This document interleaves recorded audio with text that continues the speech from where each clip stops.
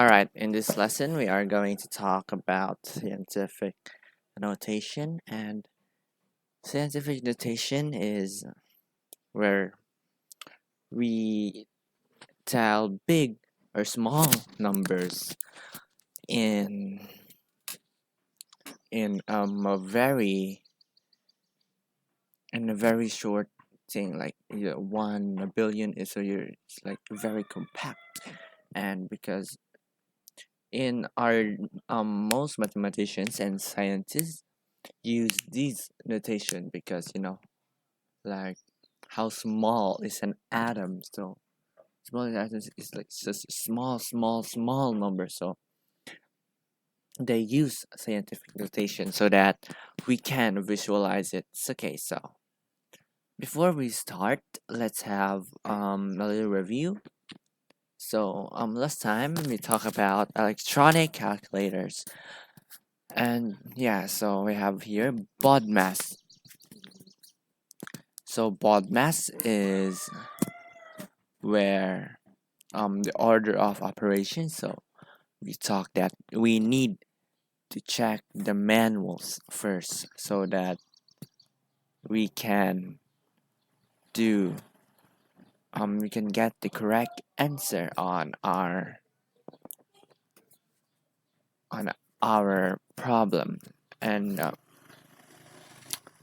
if you're not supposed to do it left to right, but you're gonna do brackets first at that, so on and so forth. Next we have is we have in an electronic calculator, we have our useful functions.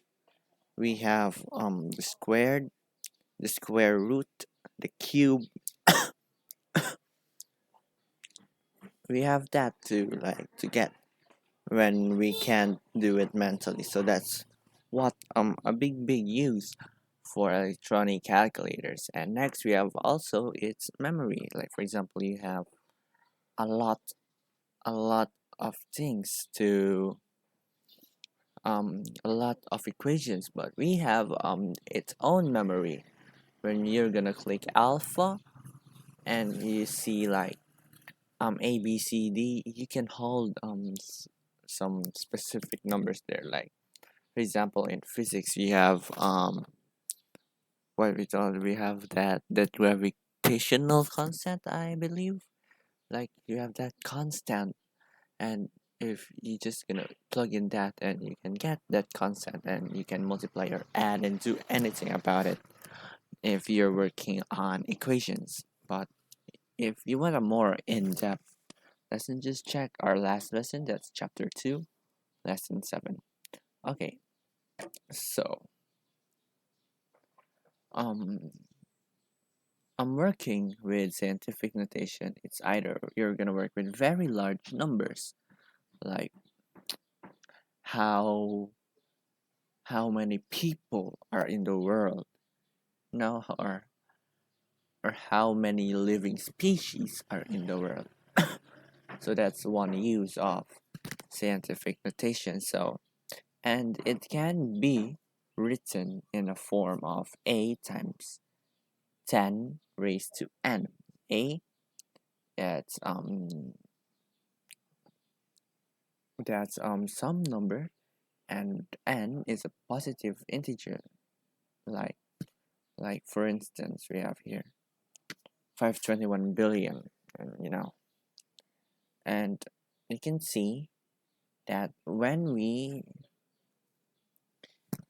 move it into scientific notation, what you see on the right side is the scientific notation of it. So it has times 10 raised to 8.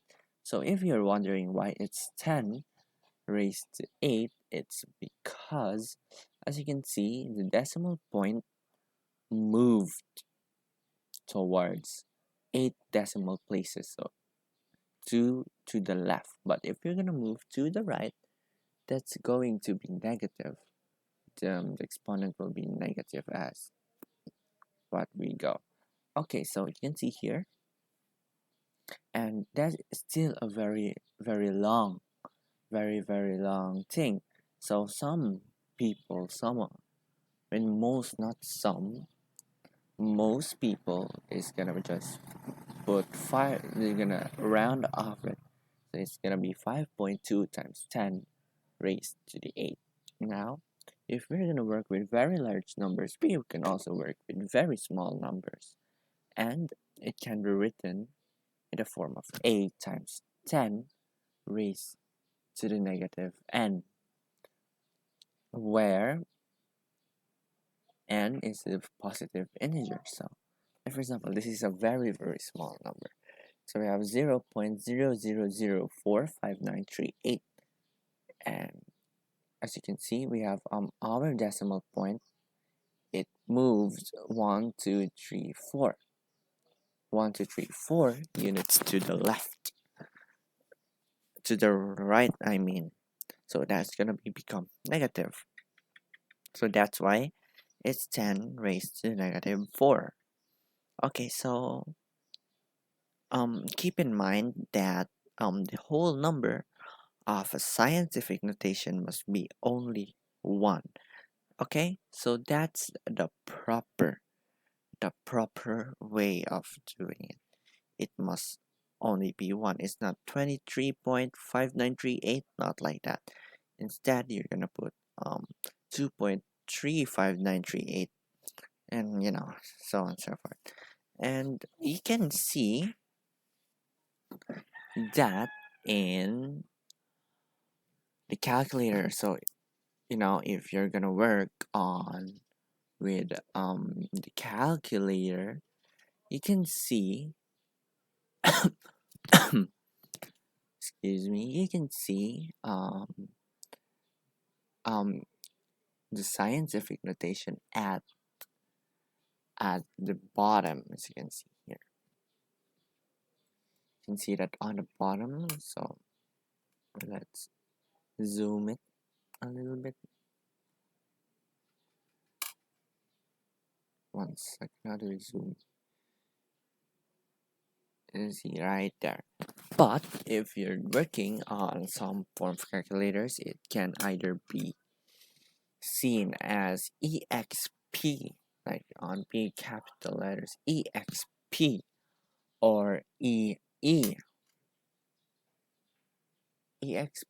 or EE buttons. So you can see just some of them on other types of calculators. Okay, so how do we write that on a calculator? Like for example, here we have um, this specific. So when you're gonna write that on a calculator, so you're gonna put before the multiplication first. So you're gonna input 3.90816, and you're gonna press the button I just told you and what's in the exponent. And if we're gonna work with negative numbers like on our second example here, you can get it by putting the number on the left of the multiplication, and press the exp or the exponential, the scientific notation button, and you're gonna put 27, negative 27. Remember when we're working on the negatives, click this button. Don't use minus, because sometimes it just won't give you the right answer, like this button right here. Okay, that's what you can see. This button. I don't know why we have two, but yeah, this button right here. Okay. Alright, so next is a little notes. So on a calculator or computer, it can also be called as the floating point notation. If you gotta see a floating point notation, it